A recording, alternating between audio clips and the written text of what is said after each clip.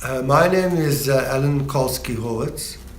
I'm speaking to you from Johannesburg, South Africa. I'm a member of South African Jews for a Free Palestine. I first heard about the Nagba from my parents, who in fact were in Israel, Palestine in 1951. And they went to start a Moshav kibbutz, which was south of Haifa. It is today called Moshav Habonim. And they would tell us as children, because they came back to South Africa in 1953, 1952, and they related to us anecdotes about life on that Moshav. And in actual fact, it was built on the site of a Palestinian village, which is near another village called Faradis.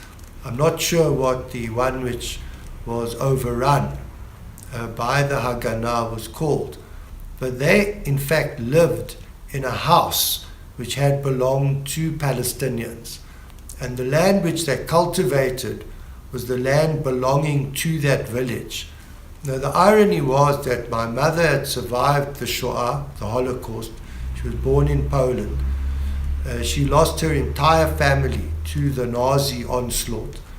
She met my father in Israel, ended up living in this abandoned village, and actually saw no irony in this, that she, as a refugee from Europe, had now taken over a house and the land of people who also had become refugees, Palestinian refugees, in the name of Jewish survival, Jewish independence.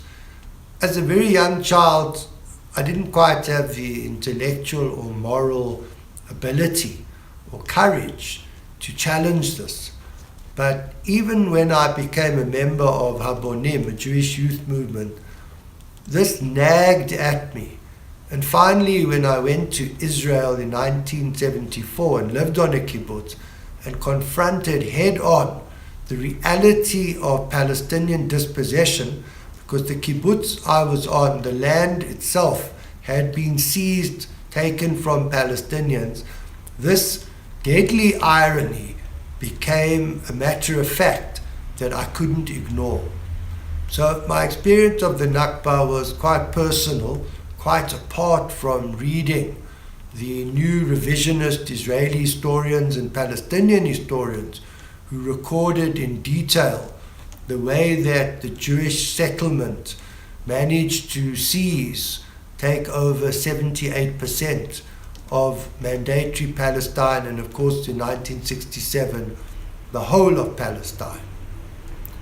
When we come to the question of why, as a Jewish person, it's important for me to commemorate the Nagba, the reason is simple.